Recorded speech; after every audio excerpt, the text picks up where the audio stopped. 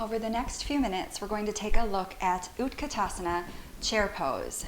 Translated, it actually means intense, powerful, or fierce pose. And anyone who has tried to hold chair pose for any length of time knows just how apt that name really is. Very intense. Let's start out with our feet together.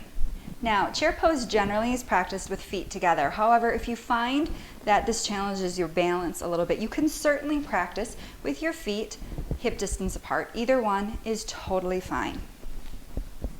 Bend your knees and sit back into your hips. So nice hip flexion and knee flexion going on here. Weight's gonna go back into your heels. Oftentimes we hear to be careful not to let your knees go over your toes. Personally, I think that we worry about that a little too much. If you have knee problems, then you don't want to weight bear with your knees over your toes for an extended period of time. But for those of us that don't have knee problems, this really isn't an issue. Every time we walk up the stairs, our knees go over our toes. So this is okay, but really you're going to find a better place of balance and strength if you sit back into your heels a little bit more. So back into your heels, knees bent, flexing at the hips. Engage your low abdominals, draw your low ribs in and down. Now let's pay attention also to our pelvis. I'll turn so you can see.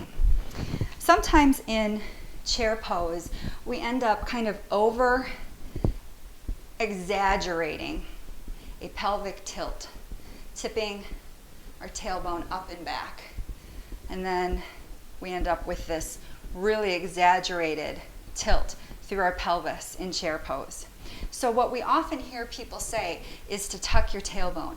That cue is to help remind you to find a neutral spinal alignment, your natural S curve. So you don't want to tuck your tailbone so much that you actually end up rounding through your low back. You want your natural curve through your low back. You just don't want to over exaggerate that curve.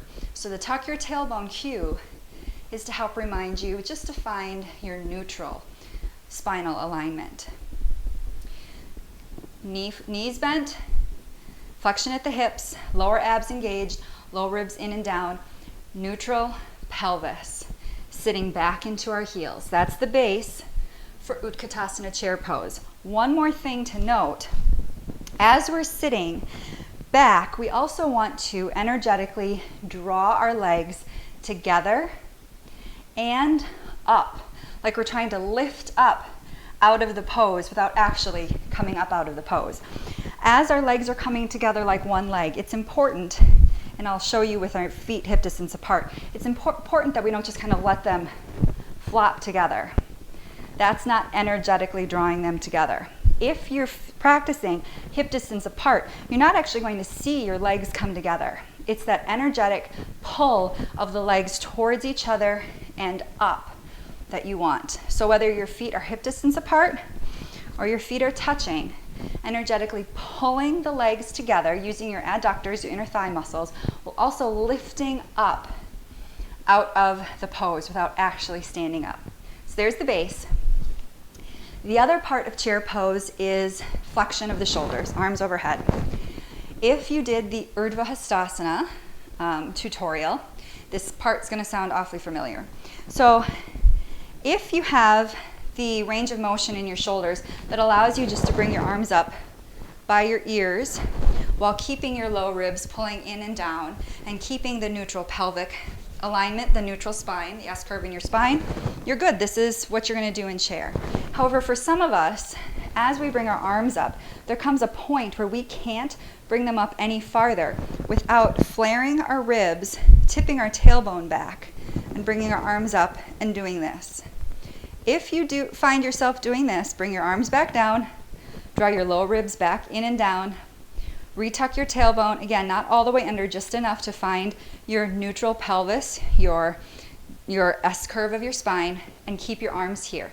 This is as far up as they need to go. They do not need to go all the way by your ears.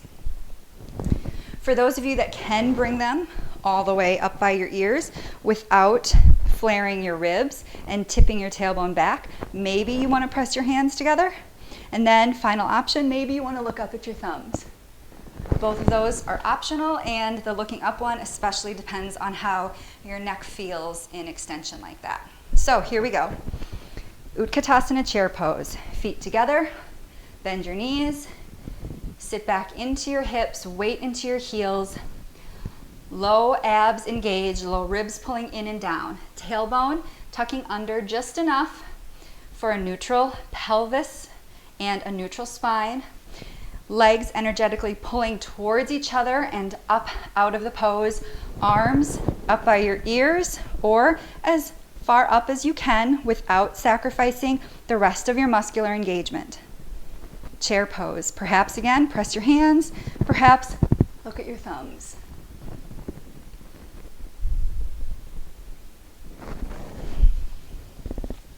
If you have any questions, feel free to throw them in the comments.